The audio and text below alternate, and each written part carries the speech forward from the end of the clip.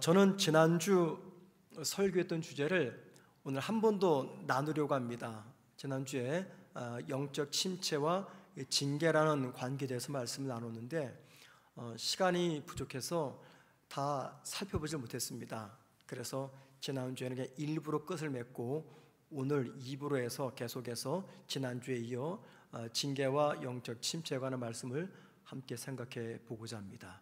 여러분, 지난주에 제가 이런 말씀드렸죠. 우리가 영적 침체에 빠지는 근본적 이유가 무엇 때문인가? 우리가 영적 침체에 빠지는 이유는 참 다양합니다. 그게 뭐 건강의 문제든지 돈의 문제든지 관계 문제든지 실패의 문제든지 여러 가지 이유 때문에 영적 침체에 빠져요. 그런데 사실은 그것 때문에 영적 침체에 빠지는 것이 아니라 우리를 다루시는 하나님의 방법을 우리가 제대로 모르기 때문에 영적 침체에 빠지는 겁니다. 여러분, 하나님께서 우리를 거룩한 자녀 삼기 위해서 사용하시는 방법이 있죠. 지난주에 두 가지가 있다고 그랬습니다. 첫 번째는 성경입니다. 하나님은 말씀으로 우리를 변화시켜요. 말씀 없이는 하나님이 역사하지 않습니다. 왜 말씀으로 역사하시느냐? 이유가 있습니다. 말씀이 선포되는 곳에는요, 동시에 성령께서 함께 역사하세요. 그래서 말씀과 성령은 함께 갑니다. 왜요? 말씀은 성령의 감동으로 기록되었잖아요. 그래서 말씀을 선포한다는 것은 성령의 감동이 함께 선포된다는 거예요. 그래서 이 말씀을 통해서 하나님은 저와 여러분을 변화시킵니다. 자, 그런데 하나님께서 말씀을 가지고 우리를 설득하실 때 우리가 설득당하지 않고 고집부리면 하나님은 두 번째 사용하시는 방법이 있다고 그랬습니다. 그게 뭡니까? 징계입니다. 징계. 다른 말로 말하면 고난이나 고통이죠. 자, 하나님께서 징계를 통해서 이루고자 하는 것 세 가지가 있어요. 첫째, 확인하기를 원하십니다. 이 고난 가운데서도 우리가 여전히 하나님을 잘 섬기는지 확인하기 원하세요. 이건 성경에서 많이 강조하는 이야기입니다. 두 번째, 징계를 통해서 우리를 변화시키고자 합니다. 거룩한 사람으로, 새로운 사람으로, 거듭난 사람으로 변화시키기를 원하죠. 세 번째, 이 징계를 통해서 저와 여러분이 깨닫기를 원하십니다.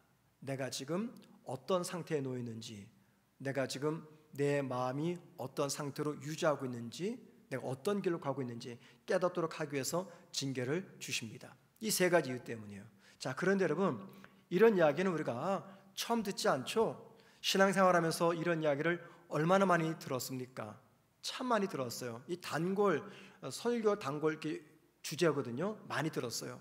자, 그런데 문제는 뭐냐면 하나님께서 징계를 통해서 어떤 것을 이루고자 하시는지는 잘 알겠어요.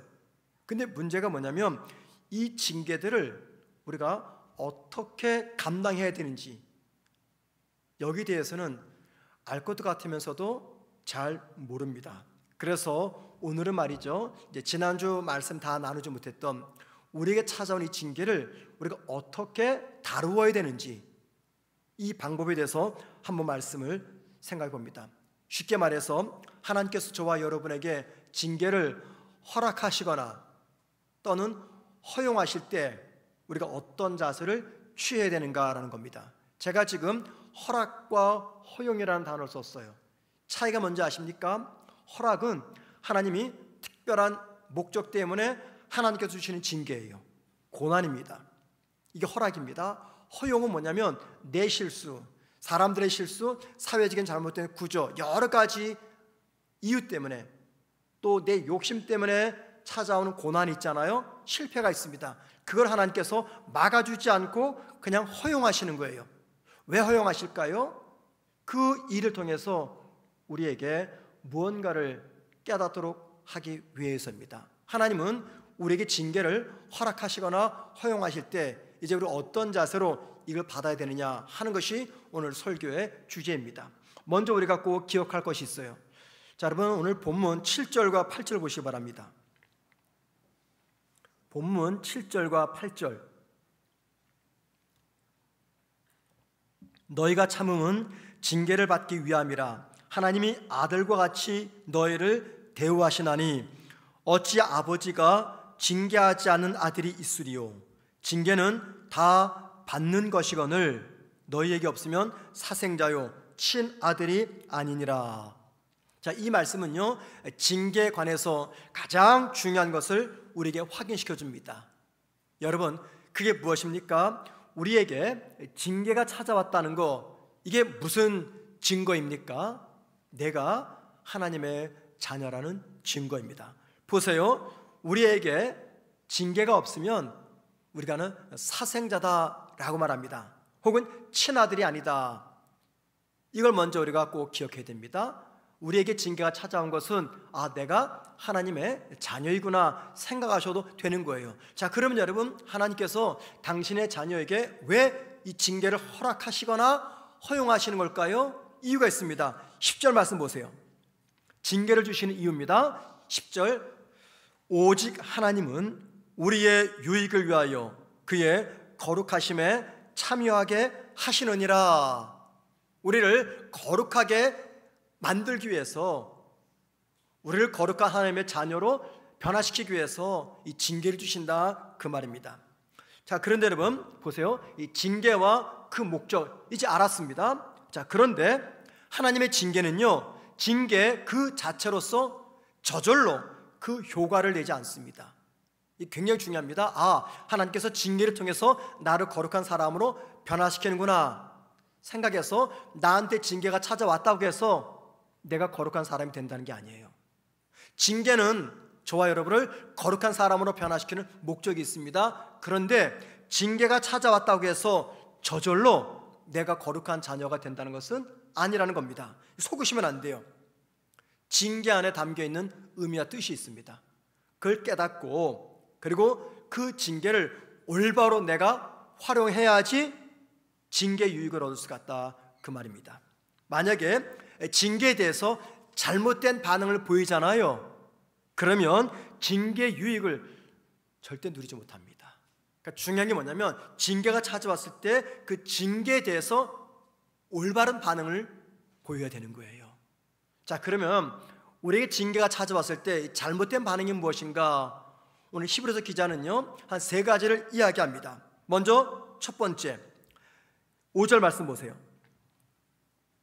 내 아들아, 주의 징계하심을 경히 여기지 말며라고 말합니다. 내 아들아, 주의 징계하심을 경히 여기지 말며, 즉 징계를 경히 여기지 말아라. 여기 경히 여긴다, 이게 무슨 말입니까? 쉽게 말해서 무시하지 말아라, 또는 가볍게 생각하지 말아라, 그 말입니다. 왜 그럴까요? 왜 징계를 무시하거나 가볍게 생각하지 말아야 됩니까? 왜 그렇습니까? 그 이유는요, 징계를 통해서 하나님이 지금 나에게 말씀하시기 때문입니다. 그래서 만약에 우리가 징계를 무시해버리거나 혹은 가볍게 여기게 되면요, 이게 무슨 말이냐면 내가 하나님을 무시하거나 하나님을 가볍게 여기는 겁니다. 생각해 보세요. 하나님께서 징계를 가지고 나한테 말씀하시는데 내가 그 징계를 받았을 때 이게 별로 대수롭지 않아. 그냥 넘어가 버립니다. 무시해 버립니다. 이게 무슨 말이에요? 징계를 통해서 말씀하시는 하나님을 내가 무시하고 있다, 가볍게 여기고 있다, 그 말입니다. 아마도 징계를 대하는 태도 중에 가장 위험한 태도, 이게 바로 징계를 무시하는 겁니다. 우연으로 봅니다. 누군가의 잘못으로 봅니다. 이게 대단히 위험하다는 거예요. 두 번째, 징계를 대하는 잘못된 태도입니다. 다시 5절 보세요. 내 아들아, 그에게 꾸지람을 받을 때 낙심하지 말라. 여기 꾸지람을 받을 때, 이게 문맥상 뭘 말합니까? 징계를 말합니다. 징계 받을 때 낙심하지 말아라, 그 말입니다. 우리가 징계를 받을 때 보이는 대표적인 반응입니다. 자, 무시하는 태도는요 가장 위험한 태도라고 한다면은, 이 낙심하는 태도는요 가장 대표적인 반응이에요. 낙심하거나 절망합니다. 그럼 여러분, 왜 우리가 징계를 만났을 때 낙심하고 절망할까요? 왜 그렇습니까? 그 이유는요, 우리를 다스리시는 하나님의 방법을 우리가 모르기 때문이에요. 하나님의 방법을 모르기 때문에 우리가 무시하거나 낙심합니다. 자, 세 번째, 징계를 받을 때 우리가 보이는 실수, 15절 말씀 보시기 바랍니다.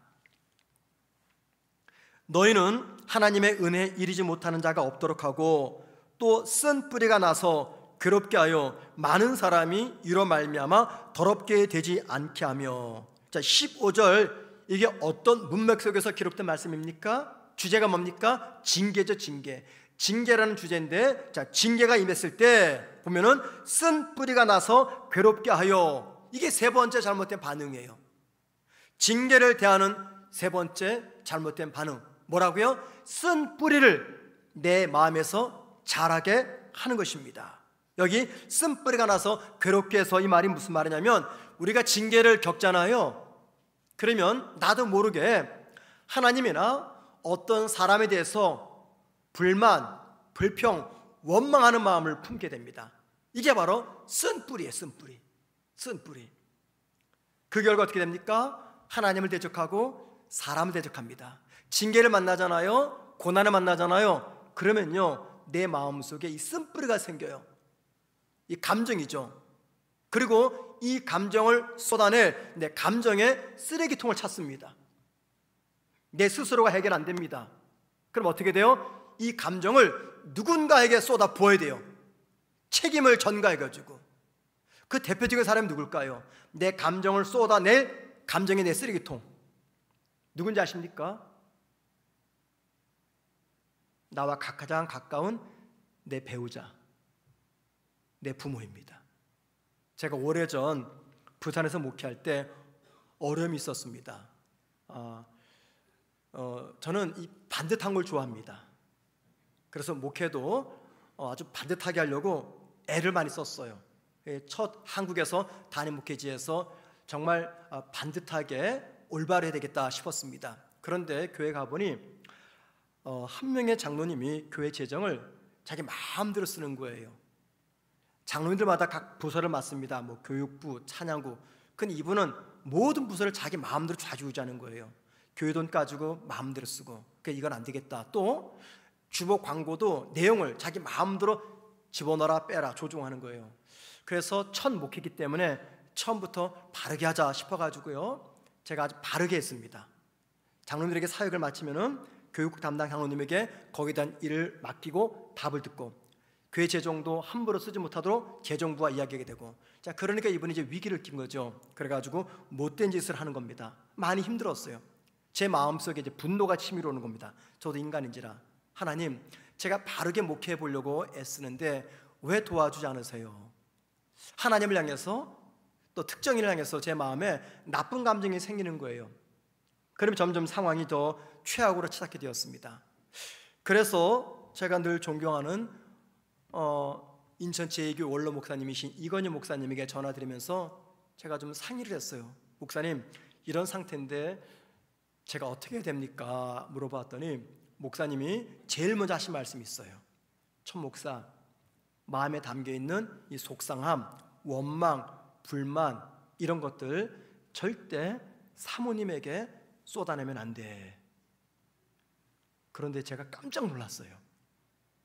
왜냐하면 그 즈음에 저도 모르는 사이에 제 아내에게 제 속에 감춰 있었던 모든 분노, 원망, 불만, 이런 것들을 조금씩 드러내고 있었거든요. 제가 화들짝 놀랐습니다.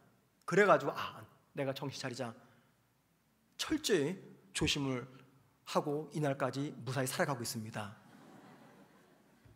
여러분들, 제일 가까운 사람이 내 감정의 쓰레기통이 될 수 있어요. 그게 부부가 될 수 있습니다.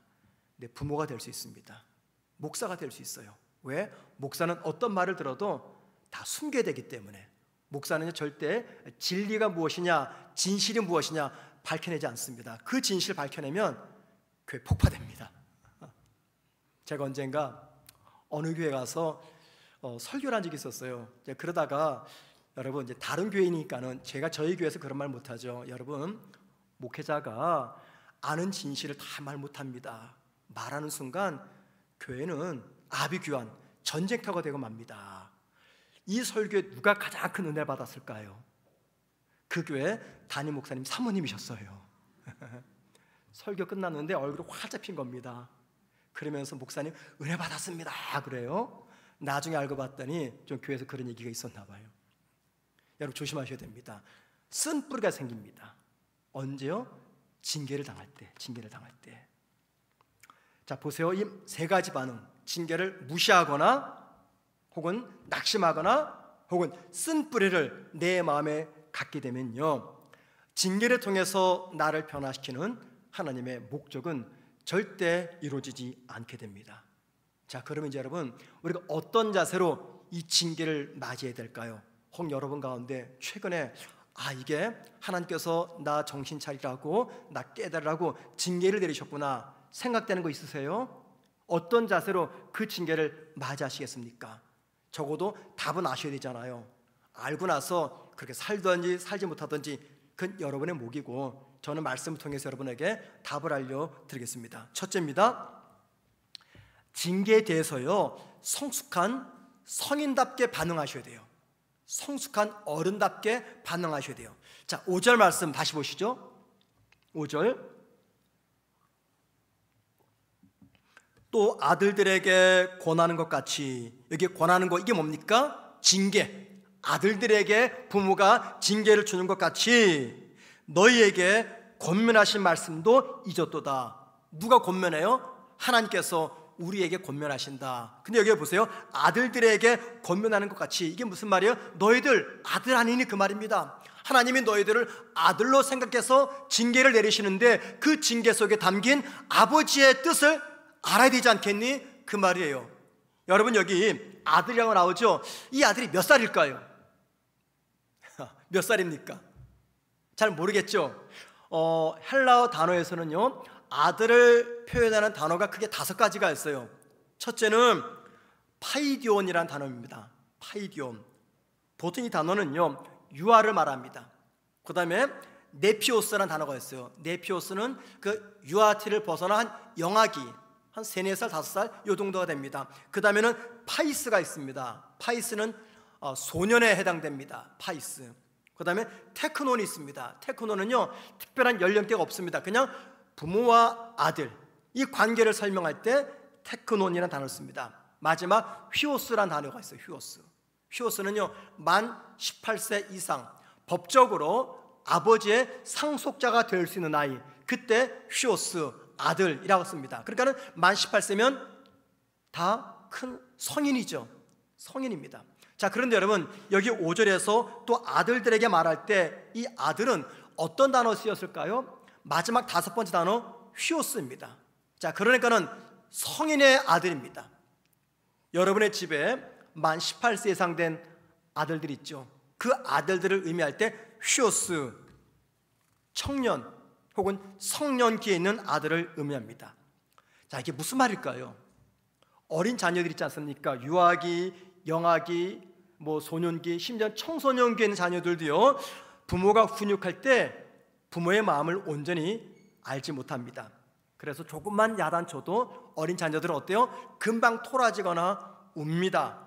혹은 어떻습니까? 온몸으로 그냥 길바닥을 다 청소하면서 막 대굴대굴 뒹구릅니다. 제가 위에서 징계를 당할 때 잘못된 반응 3가지 말씀드렸죠. 무시하거나 낙심하거나 쓴뿌리를 마음에 키우는 거, 이 소개했잖아요. 이게 뭡니까? 바로 영적으로 성숙하지 못한 어린 아이들의 반응이에요. 이게 영적 어린 아이들의 반응입니다.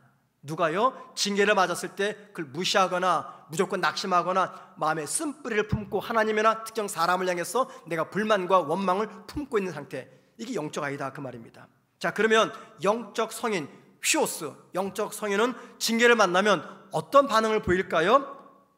하나님께서 징계를 통해서 권면하시는 말씀 있잖아요. 이 말씀을 꼭 기억하면서 깨닫습니다. 다시 5절 보세요. 또 아들들에게 권하는 것 같이 너희에게 권면하신 말씀도 잊었도다. 자, 하나님께서 너희에게 징계를 통해서 말씀하는 것을 너희가 잊어버렸다. 그런데 그 앞에 뭐라고 말해요? 아들들에게 권하는 것 같이. 아들들, 성인 아들들은 부모가 징계를 내리면 그 징계에 담긴 뜻을 아는데, 너희들은 너희 영혼의 아버지신 하나님께서 징계를 내리는데 왜 어찌 알지 못하느냐, 이 말입니다. 이걸 역으로 말하면 무슨 뜻이에요? 저와 여러분이 영적으로 성인이 되면요,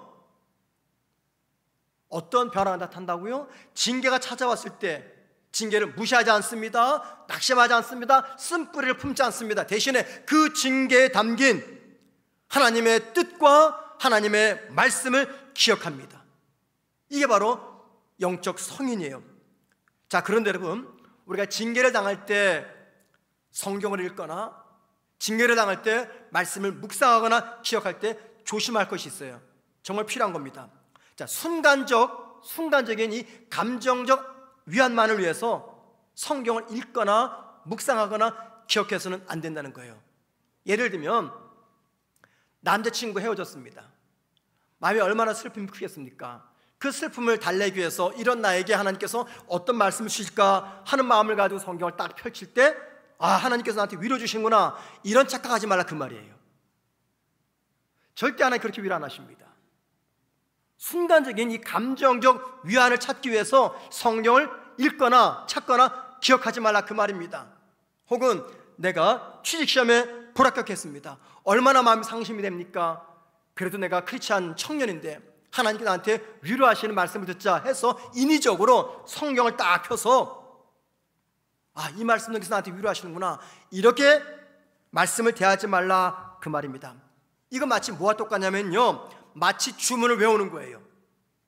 혹은 마약을 복용하는 것처럼 일시적인 감정적 안정을 얻기 위해서 성경을 하나의 수단으로 사용한다는 겁니다. 자, 만약에 그렇게 되면요, 우리는 이 성경의 정말 중요한 이 본질적인 목적을 잃어버립니다. 여러분, 성경의 목적이 무엇입니까? 성경은요, 단지 우리의 이 감정만을 위로한 책이 아니에요. 성경 무슨 책입니까? 우리의 옛 자아와 끊임없이 논쟁하는 책입니다. 우리 옛 자아가 있지 않습니까? 예수를 만나기 전에 살던 방식, 죄악된 모습, 그 모습과 끊임없이 논쟁하면서 우리를 거룩한 자녀로 변화시키기 위해서 끊임없이 우리를 설득하는 하나님의 말씀, 이게 성경입니다. 이게 성경이에요. 그렇기 때문에 저와 여러분이 징계를 만났을 때 성경을 읽잖아요. 마치 주문해 오듯이, 마약 복용하듯이 순간적인 감정적 안위를 찾기 위해서 딱 펼치는 것이 아닙니다. 저와 여러분이 징계를 만나면요, 그 어느 때보다도 우리의 지성적 노력이 필요해요. 순간적 감정이 아니라 온 지성적 노력을 통해서 성경을 읽으셔야 됩니다. 그 말씀을 묵상하셔야 됩니다. 그리고 그 징계 속에 담긴 하나님의 뜻, 징계를 통해서 나를 거룩한 당신의 자녀로 세워나가시는, 그리고 나를 설득하시는 하나님의 음성을 들어야 됩니다. 이건요, 아무런 수고 없이 주어지지 않습니다. 기도 한 번 했다고 주어지지 않습니다. 끊임없는, 쉬지 않는 지성적 노력이 필요한 거예요. 끊임없이 묻고 답하고 묻고 답하고 이런 과정을 거쳐야지만이 징계를 통한 하나님의 뜻을 우리가 발견할 수가 있다는 겁니다. 자, 그렇게 되면 어떤 고백이 나오는지 아세요? 시편 119편 71절입니다. 시편 119편 71절. 고난당한 것이 내게 유익이라. 이로 말미암아 내가 주의 율례들을 배우게 되었나이다. 고난당한 것이 내게 유익이라. 무슨 말이에요? 징계를 당한 것이 내게 유익이다. 왜요? 그 징계를 통해서 뭘 깨달은 겁니까? 하나님의 뜻을 내가 알게 되었다. 이게 그냥 주어집니까? 아닙니다. 치열한 내 지성적 활동을 통해서 이 은혜가 주어집니다. 자, 그래서 여러분들 징계를 만났을 때 성인 자녀처럼, 영적 어른처럼 하나님의 말씀을 기억하셔야 됩니다. 두 번째, 징계를 만났을 때 우리가 보여야 될 두 번째 반응이 있습니다. 그것은요, 하나님께서 나를 영적 체육관으로 인도하셨다 생각하셔야 돼요. 다시 말씀드립니다. 우리가 징계를 맞이하잖아요. 그러면 이렇게 생각하세요. 하나님이 나를 지금 영적 체육관으로 인도하시는구나, 이렇게 생각하시면요, 틀림없습니다. 자, 11절 말씀 보세요. 11절 우리 함께 읽습니다. 시작.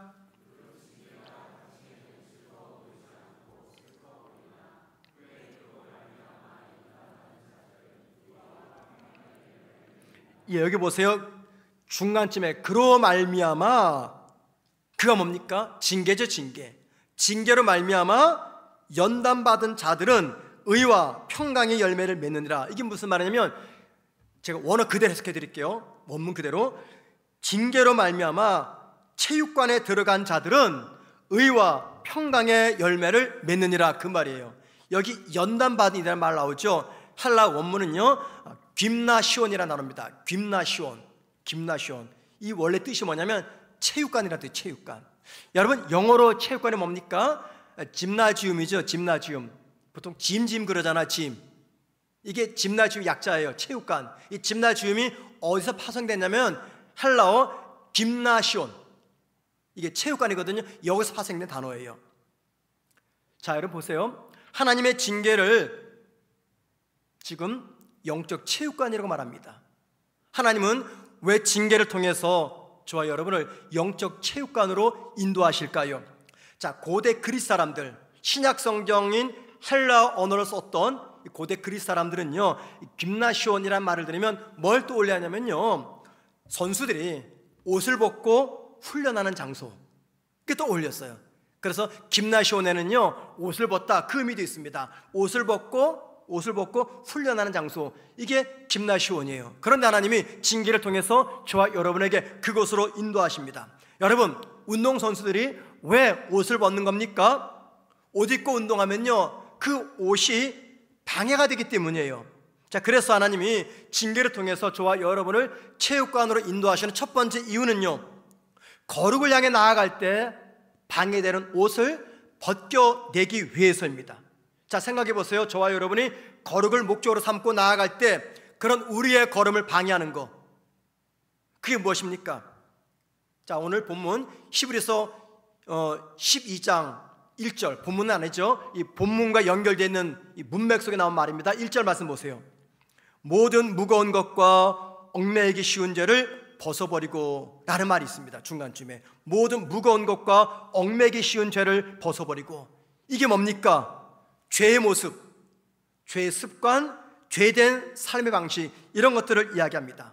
하나님께서 저와 여러분에게 징계를 주셔서 체육관으로 안내하시는 이유는요, 무엇 때문이라고요? 바로 이런 것들, 죄의 모습, 죄의 습관, 죄된 삶의 방식이라는 이 죄의 옷을 벗겨버리기 위해서, 그래서 거룩을 향해서 거리낌 없이 열심히 달려나가도록 하기 위해서 저와 여러분을 영적 체육관으로 안내하는 겁니다. 자, 그래서 내 인생에, 내 삶에 징계가 찾아왔을 때 제일 먼저 확인할 것이 무엇이냐면, 내 삶에서 죄의 모습이 무엇인가, 죄된 삶의 모습이 무엇인가, 하나님께서 그 옷을 벗겨내십니다. 자, 두 번째, 하나님이 징계를 이용해서 저와 여러분을 체육관으로 보내시는 이유는요, 첫 번째는 우리 옷을 벗기기 위해서고요, 두 번째는 영적 근육을 키워주기 위해서입니다. 영적 근육. 자, 오늘 본문 12절 보세요. 그러므로 피곤한 손과 연약한 무릎을 일으켜 세우고, 피곤한 손과 연약한 무릎을 일으켜 세우고. 하나님은요, 마치 우리의 영적 트레이너와 같아요. 영적 트레이너. 자, 트레이너가 뭔지 아시죠? 헬스장에 가면 다 코치해 주잖아요. 뭐가 부족한지, 뭐가 연약한지 알려줍니다. 그것처럼 하나님 영적 트레이너처럼 우리의 영적 상태를 점검하십니다. 그래서 어느 부분이 약해져 있는지 정확하게 진단한 다음에 약한 부분을 강하게 만들어 주시는 분, 그분이 하나님이세요. 그리고 여러분들, 약한 근육을 강한 근육으로 만들기 위해서 저와 여러분을 어디로 보내실까요? 체육관으로, 짐으로 보내십니다. 자, 그때 키워주는 영적 근육이 있어요. 대표적인 근육, 그게 뭘까요? 기도의 근육입니다. 기도의 근육. 여기 12절 보세요. 하나님께서 체육관에서 우리의 피곤한 손과 연약한 무릎을 이렇게 세운다라고 말했습니다. 피곤한 손, 연약한 무릎, 이게 다 뭐와 관련된 겁니까? 기도와 관련된 거죠. 기도의 자세를 의미합니다. 자, 그래서 하나님은 저와 여러분의 기도의 근육을 키우기 위해서 영적 체육관으로 인도하신다, 그 말입니다. 그리고 그때 사용하시는 도구가 바로 징계입니다. 징계. 대부분의 사람들은요, 30대가 넘으면 이제 근육량이 감소하기 시작한다라고 얘기를 해요. 그래서 나이 70살이 되잖아요. 그러면 젊을 때보다 근육량이 반으로 줄어든대요.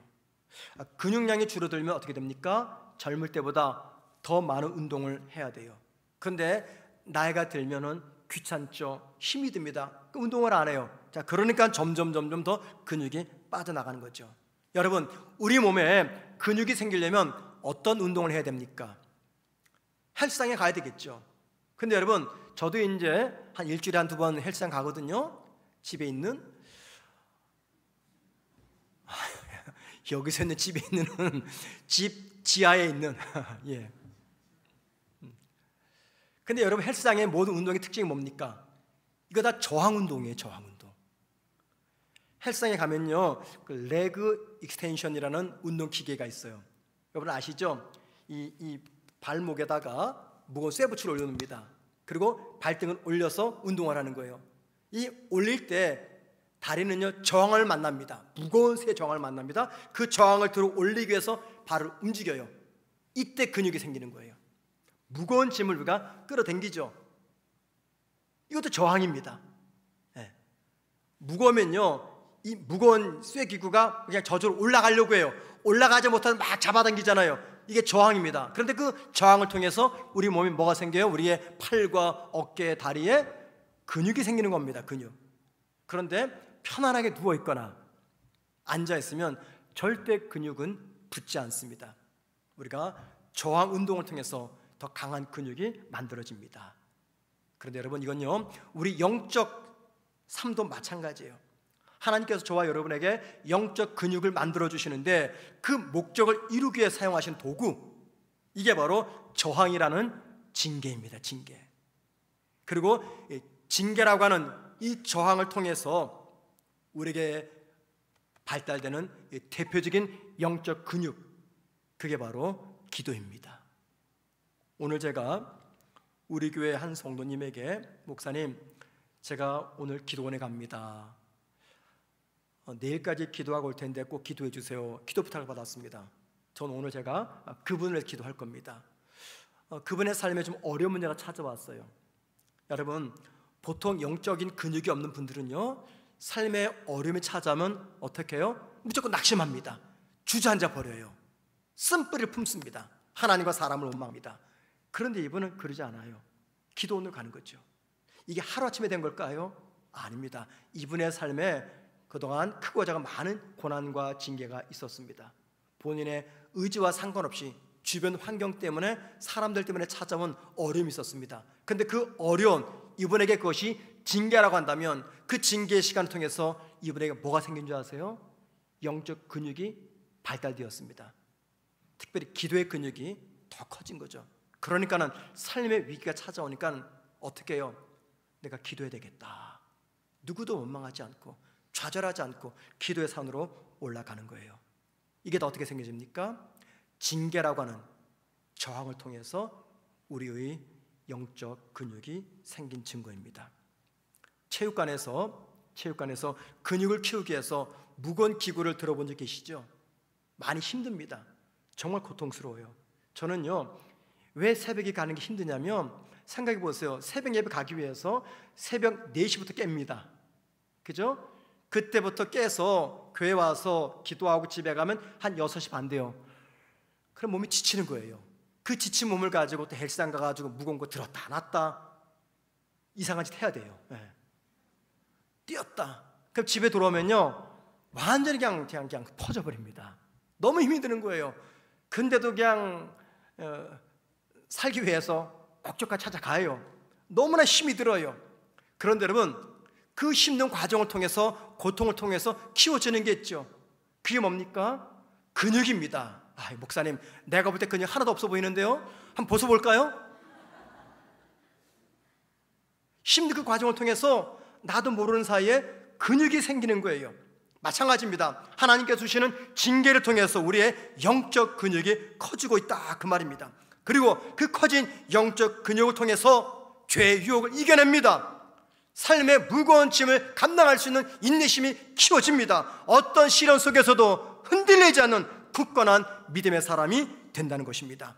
그리고 무엇보다 이전보다 더 거룩한 하나님의 사람으로 변화됩니다.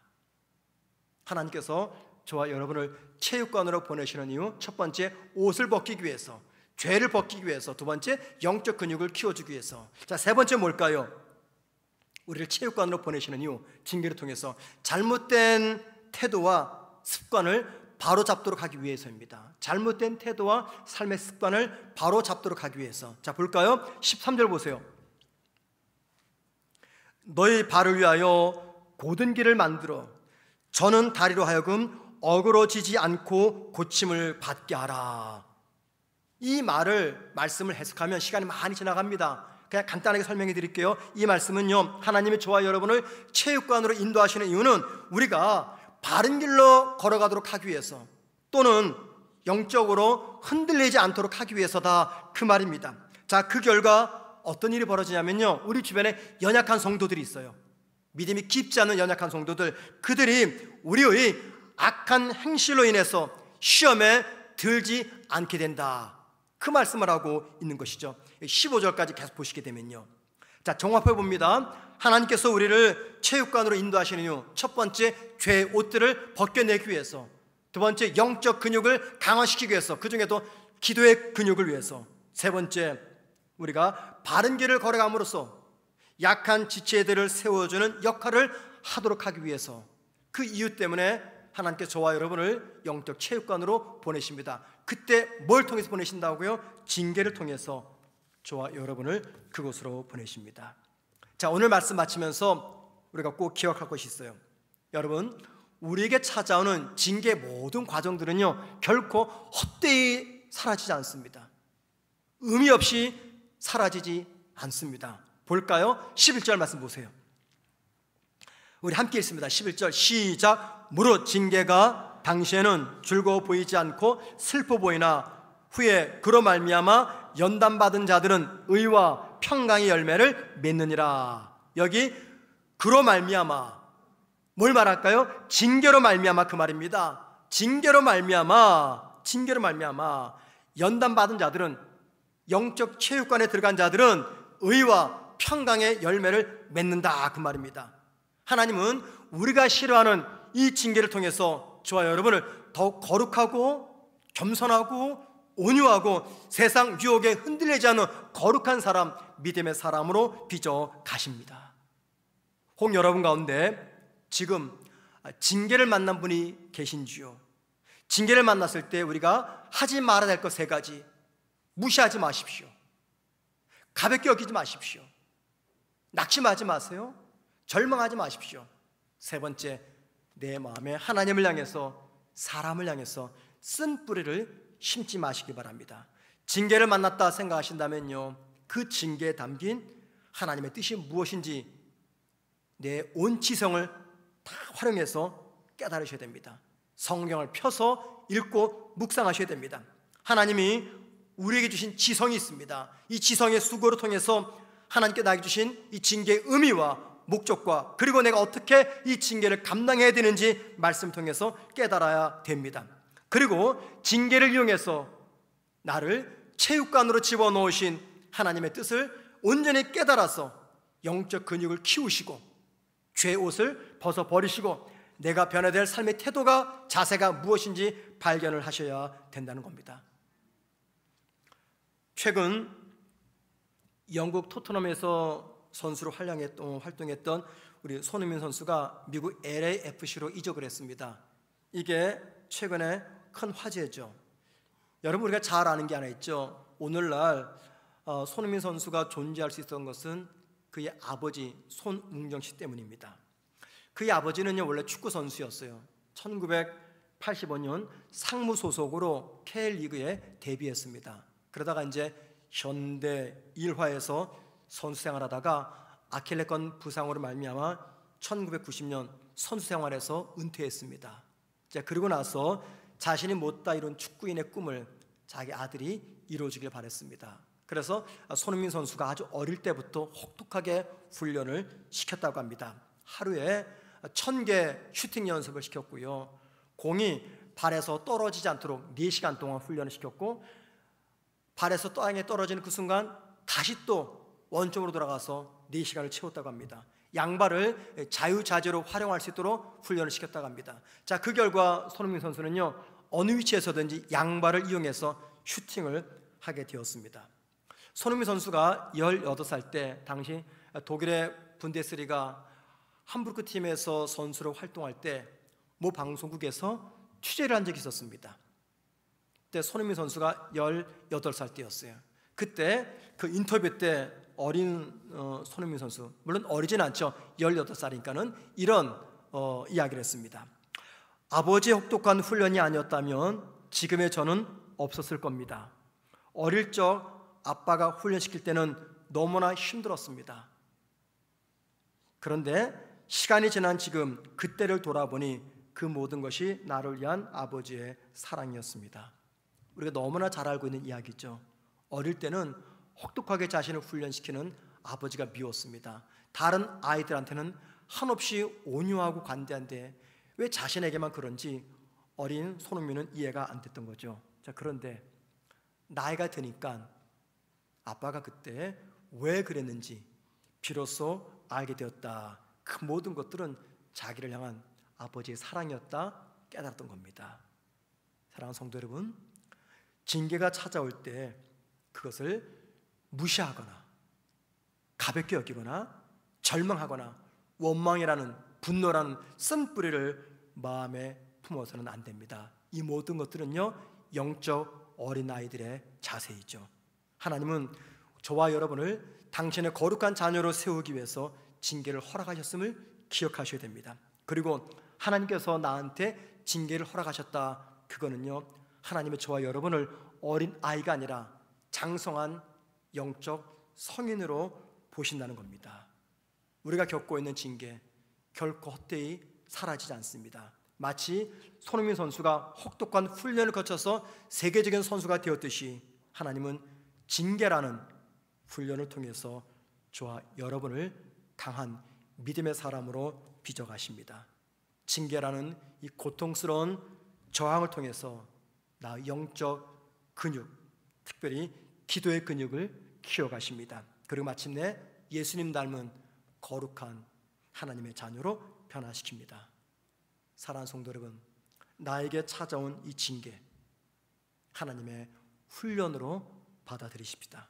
그리고 그 속에서 기도의 근육을 키웠으면 참 좋겠습니다. 무서운 징계를 통해서 영적으로 더 단련된 성도가 되어서 거룩한 열매를 맺어가는 저와 여러분 되기를 주님의 이름으로 축원을 드립니다.